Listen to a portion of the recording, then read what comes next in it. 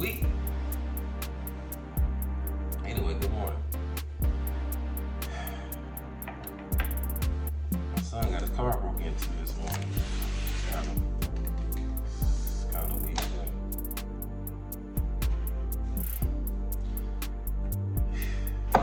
Major City. Actually, he was broken into twice by the same dude. First time he getting there, the second time he got his wallet. I mean, last time he got his wallet and stuff. Let's see. Every time I get on here, I'm rolling. What's that all about? So, let me update you on the business shit. So, my first initial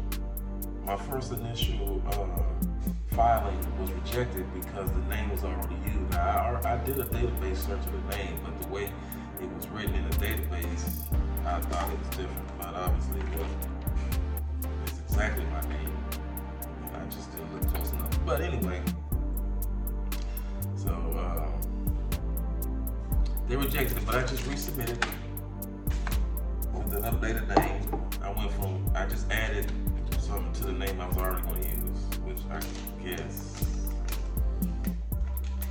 would be cool. I mean, somebody once told me it doesn't matter what the name of the business is, it all that matters is how you give the business, the type of business you give. I guess that makes sense. Well, I chose a name. I can't say I'm 100% sold on it, but it is what it is. So yeah. I like it. I like the first name better than the adjusted name. Matter of fact, I'm gonna have to go to my other shit and change the business name and that stuff. I'm gonna wait. I did it Friday, so I ain't gonna see nothing because last time I didn't see anything until Friday. So it took a whole week. 6 days wasn't 3 to 5 days like I said on the website. That's a lot. But that's where I am with that. So I'm gonna say stalled. I'm just in the waiting mode. I'm just waiting on this entity to hit. And then once the entity drop, then I can start doing the other stuff. Once I get the entity, then I can get the EIN. Once I get the EIN, then I can start getting business bank accounts and all that. And I need to hurry up. I got a few dollars because I need to put some money. And matter of fact, I need to put some money aside for that. And then I need to change. I just go through and change stuff like my PayPal. I need to change the EIN number off that to my business. But somebody suggested I should do a separate PayPal account. So where was I? In my storytelling. Y'all remember? So let's see if I can remember. Last thing I talked about. My pro-life. I'm up to my pro-life, right?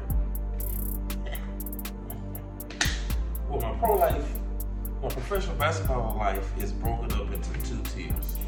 Because it was the first half of the tier, and then there was a break, and then there was the second half of the tier. Actually, it's 3 tiers. But I'm gonna talk to you about the first 2.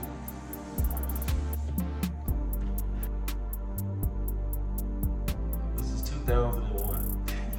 Anyway, at the time, so I was already a father, but my senior year, my last semester of college, my senior year, the girl I was dating who ended up becoming my wife, my first wife, she gave birth to our first son, our first child.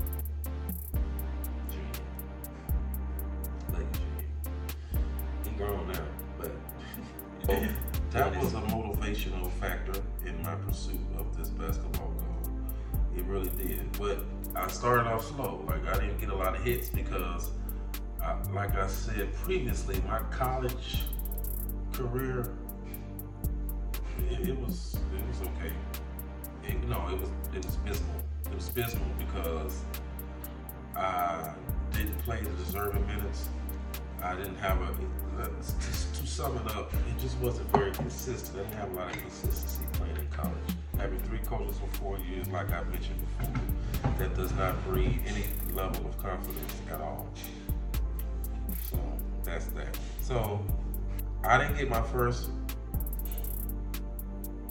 professional career until after my son was born in the back end of 2001, and he was born in November. So, but I think very quickly after that, I ended up getting my first professional basketball job, hustling, doing everything I had to do, to solidify myself an opportunity to play. I had to do it all on my own. I didn't have a lot of big reputation out there in the world when it comes to, a potential pro athlete, what I'm saying? So I had to do a lot of leg work, and especially back in the day, it was true leg work, right? But I ended up landing a job, and my first professional job was in Finland. And I played well. It was a great experience, my first time overseas.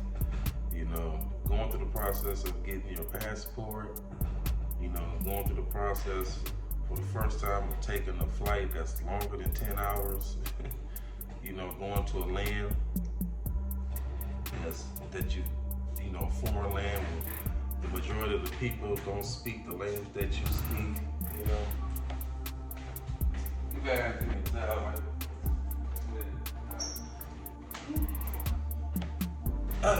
anyways, so it was a great experience. That was my first job. So I played there all the way up until the summertime, and that was a great experience, a good start. I was excited about that. Came back home to my son and she's still my girl. And then that summer, after my first season, so I was over there for about 4 or 5 months, okay? Yeah, that May. Came back home, and it wasn't a lot of money. I'm just starting out. I'm trying to make a name for myself. I'm trying to get a reputation in general, right? And so, I was just happy to have a job. And then I came home, then that summer, I got my second job, which was a summer gig. It was between the months of June to August, I want to say. Yeah, June to August. And I went to Dominican Republic. The Dominican Republic, okay? I don't know if you know what that was, Dominican Republic, but that was a fantastic place to be for a 21-year-old man. So yeah, so that was a full good experience.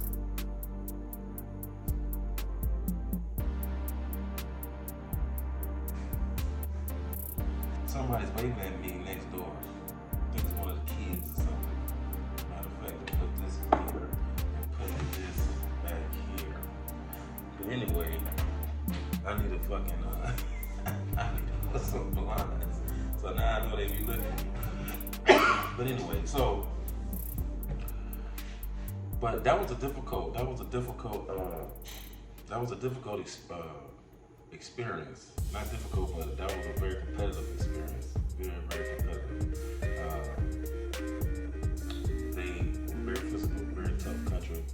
Very, very, it was just full of fire. It's the people in general. So they play in the way that their spirits are, And that's weird.